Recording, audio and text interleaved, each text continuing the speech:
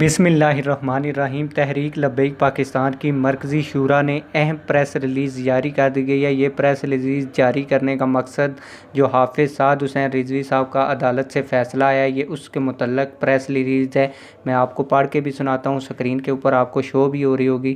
اس میں لکھا ہے کہ تحریک لبیک یا رسول اللہ صلی اللہ علیہ وآلہ وسلم کی مرکزی شورا نے لاہور ہائی کورٹ کے فیصلے پر کہا کہ حکومت نے کورٹ کو غلط باتیں بتائیں۔ علامہ سعد حسین رضوی کی رہائی کے بعد احتجاج کا سوال ہی پیدا نہیں ہوتا اور قائد محترم سمیت تمام نظر بند اسیران کی فوری رہائی اور تمام مقدمات کے خراج کا وعدہ وزیر داخلہ شیر رشید نے دیگر حکومتی اداروں کی موجودگی میں کیا تھا، جس کا واضح ثبوت ان کا ویڈیو کلپ ہے جس میں انہوں نے یہ وعدہ کیا تھا کہ ساری دنیا کے سامنے یہ وعدہ کیا تھا۔ لیکن انتہائی افسوس ہے کہ حکومت نے حسب معمول وعدہ خلافی کی ہے۔ یہاں بھارتی حملہ آور گھنٹوں میں اعزاز کے ساتھ رخصت ہو جاتے ہیں۔ پاکستان کے قاتل امریکی شہری ریمنڈ ڈیوس کو راتوں رات جہاز میں سوار کر دیا جاتا ہے، لیکن اس وطن عزیز پر اپنی جان چھڑکنے والے محب وطن لوگوں کو وعدہ یاد دلانے پر گرفتار کر لیا جاتا ہے۔ مرکزی شورا نے جامعہ مسجد رحمت للعالمین سے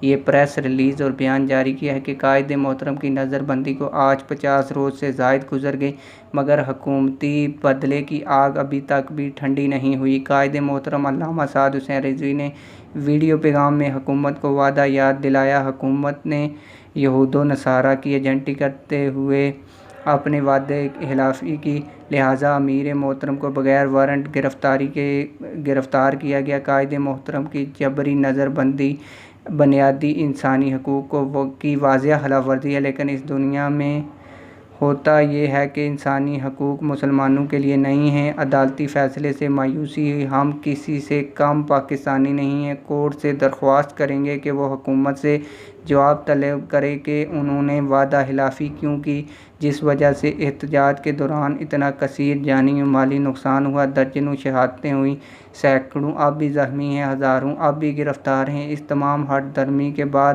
کسی کو وہ وہم ہوا تھا کہ شاید لبیک یا رسول اللہ صلی اللہ علیہ وسلم کا نعرہ رک جائے گا، لیکن علامہ خادم حسین رضوی رحمۃ اللہ تعالیٰ علیہ مسلمانوں کو ایسا جذبہ ایمانی اور عشق رسول صلی اللہ علیہ وآلہ وسلم دے کر گئے ہیں جو کم ہونے کے بجائے بڑھتا ہی چلا جا رہا ہے اور آئندہ بھی بڑھے گا۔